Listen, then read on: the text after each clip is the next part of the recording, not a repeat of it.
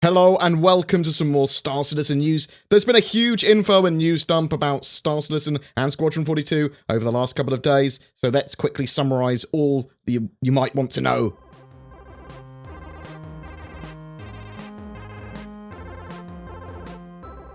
Star Citizen has had a $46 million cash injection from private investors for 10% of CIG's shares. This money is planned to be used to advertise the game. More specifically, it looks like it's going to be used for Squadron 42 Episode 1, at least for the most part. They said they didn't want to take funds out of development money for this kind of marketing, so money generated through crowdfunding will be used to develop the game. That's what they've always said, and that's what they're planning to do still. So CIG have also released their financials publicly, showing the company is valued at just under $500 million, currently anyway, and it looks like they have a healthy cash reserve, but are still looking for more employees to help finish the project. It's also worth mentioning that Chris Roberts is still fully in charge of CIG and Star Citizen and Squadron 42, but they have added 2 new board members that should help and advise the company going forward. The levels of transparency now from CIG are ridiculous. You can find all that information going all the way back to 2012 now on their financials, on their corporate website. Links to that and my dedicated video on that in the description below.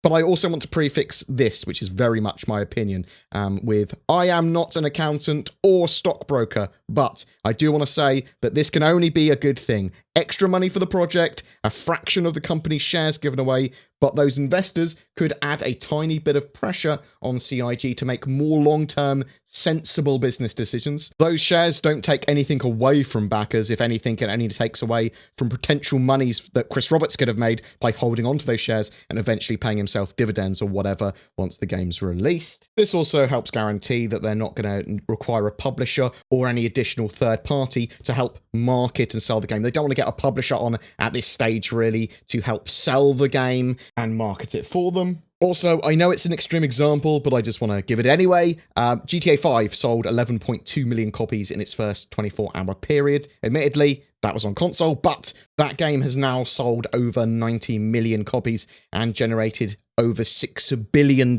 in revenue.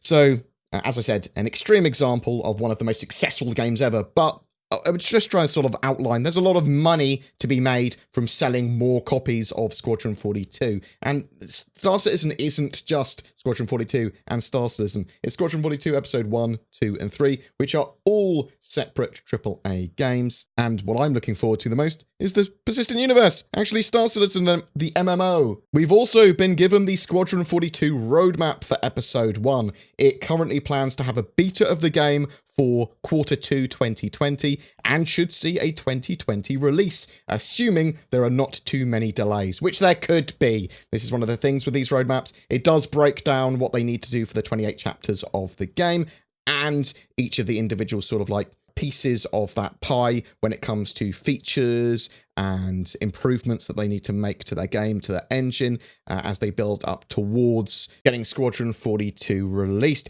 Now, this is interesting because they've basically given us a time frame, which I didn't think they were for Squadron 42. I thought they were going to hold it much closer to their chest, but that's cool. Q2 2020 for where they plan at the moment for the beta to be, and we'll sort of like keep up to date on that probably at least once a month with Squadron 42 updates, or maybe we'll just roll it into the Persistent Universe roadmap, sort of like updates that we do weekly.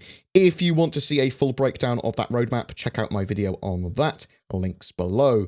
A couple of highlights are the Titan suits, which are pegged for completion for their part in Squadron 42 anyway, for Q4 2019. Creation of the Titan Exosuit, originally built for industrial purposes, it has been expanded to military and combat operations as well. Though it will exist in the Persistent Universe, this version will have elements specific to Squadron 42, and they need to build the AI to use it. The pictures of it are awesome. It has a lightning gun, or something like that. That's the sound that it would make, I assume.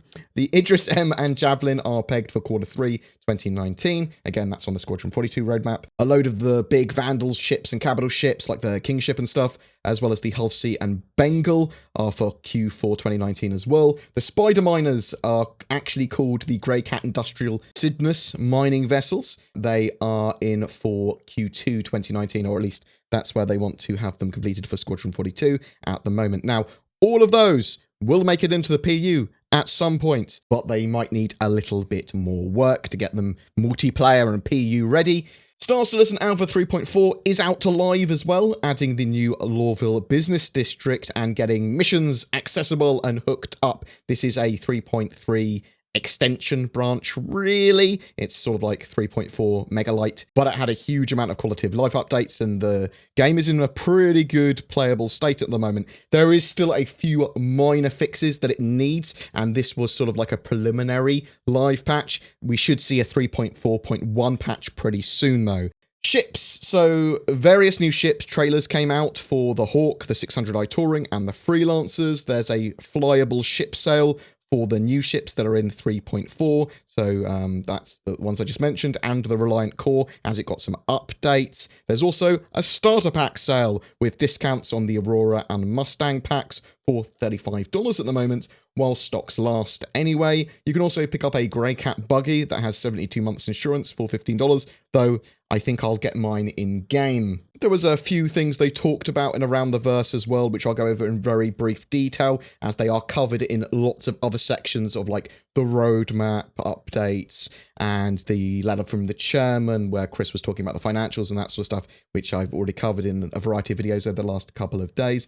But they've been getting mission givers working properly for 3.4. That was one of the major things for 3.4. Lots of quality of life updates.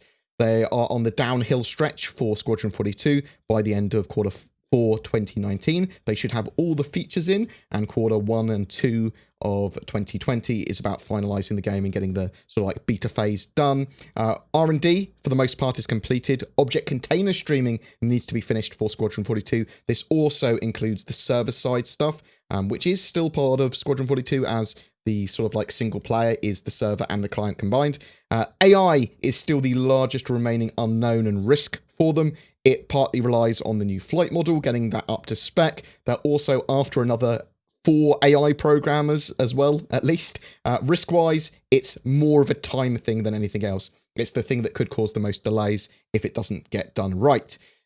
60 frames per second is still the sort of like goal they want in Squadron 42. However, I'm not going to be happy with anything less than 90 at 1440p anyway. I'm sure some more news will come out pretty damn soon, and I won't be able to have a proper nap, but I'm going to bed. Merry Christmas, and I'll talk to you soon, guys. You take care. During December, we are giving away a Star Citizen game package, Saber Raven, and CitizenCon 2948 goodies pack. All you need to do to be in for a chance of winning those is be subscribed to my YouTube channel and comment on any of my videos made during December. More details are linked below.